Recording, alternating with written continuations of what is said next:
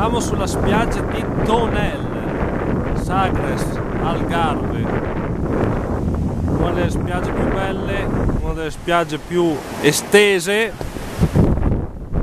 Come vedete c'è un po' di gente, però vista l'estensione della spiaggia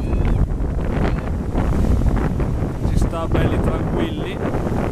Quello là in fondo, adesso cerco di avvicinare, è il capo di Saint Vincent.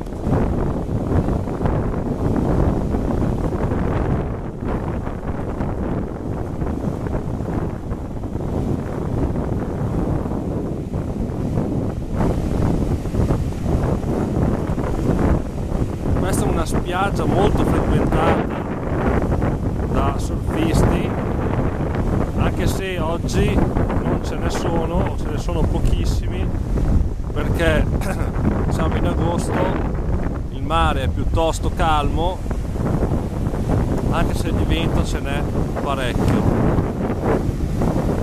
Spiaggia di Tonel, Sagres, regione dell'Algarve.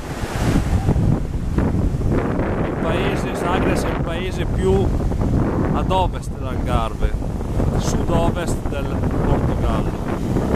È magnifico.